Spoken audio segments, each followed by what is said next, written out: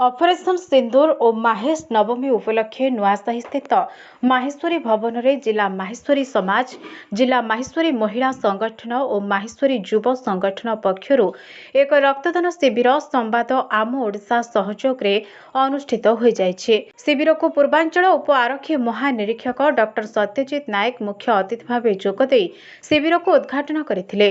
अन्यतम अतिथि भाव जिला रक्त केन्द्र अधिकारी डाक्टर बसंत कुमार उपाध्याय सम्मानित अतिथि भावे प्रियदर्शिनी आचार्य, बालेश्वर माहेश्वरी समाजर सभापति तेर रतन भूत्रा, महिला समिति सभापति बीणा भूत्रा, युव सभापति आशीष भूता प्रमुख जोगदे रक्तदाता उत्साहित करथिले। एही शिविर में श्रीमती आचार्य मध्य रक्तदान करथिले। एही अवसर में आयोजित सभा को परिचालना करथिले पंकज पेरीवाल, धन्यवाद देथिले गोविंद राठी, अध्यक्ष आशीष भट्ट, कोषाध्यक्ष कार्तिक सारड़ा, सौभाग्य भूत्रा, गोपाल चांडक, मूर्ति पेरीवाल, आशीष लाहोटी, चंद्रप्रकाश काब्रा, पीयूष सोमानी, जिला माहेश्वरी समाज अध्यक्ष तेरारत्न भूत्रा, संपादक पंकज पेरीवाल, उपाध्यक्ष नवीन चंडक, पूर्वतन अध्यक्ष विष्णु मारो, मनोहर पेरीवाल, नरेश लोधा, सुनील चंडक, श्यामसुंदर झर, जिला माहेश्वरी महिला संगठन अध्यक्षा बीणा भूत्रा, संपादिका श्वेता समानी, पूर्वतन अध्यक्षा सीमा मुंद्रा, सुनीता राठी, प्रति चंडक, रंजिता लोधा, अनुजा काब्रा, नीलिमा राठी, युव संगठन अध्यक्ष आशीष भट्टर, संपादक कार्तिक श्रद्धा,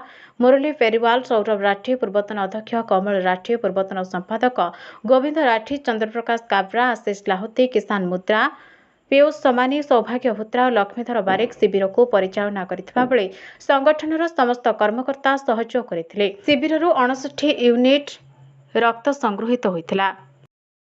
जो इन मेमोरी ऑफ ऑपरेशन सिंदूर माहेश्वरी समाज पक्षर जो ब्लड डोनेशन कार्यक्रम ऑर्गेनाइज कराई ये बहुत स्वागत योग्य पदक्षेप।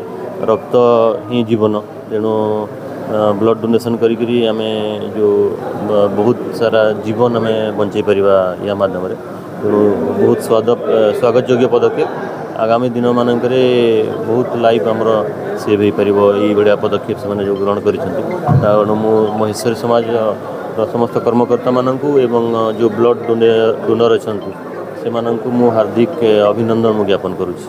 देखिए, ब्लड सबको कुछ चाहिए होता है। ब्लड सबसे ज़रूरी चीज़ है शरीर में। बहुत लोग होते हैं जिन लोगों को ब्लड नहीं मिलता है। आज हम ये जो कर रहे हैं ये माने 100 हज़ारों परिवार को हम एक सुरक्षित कर रहे हैं कि हम हैं, जब भी दरकार होने से यहाँ पर ब्लड अवेलेबल है।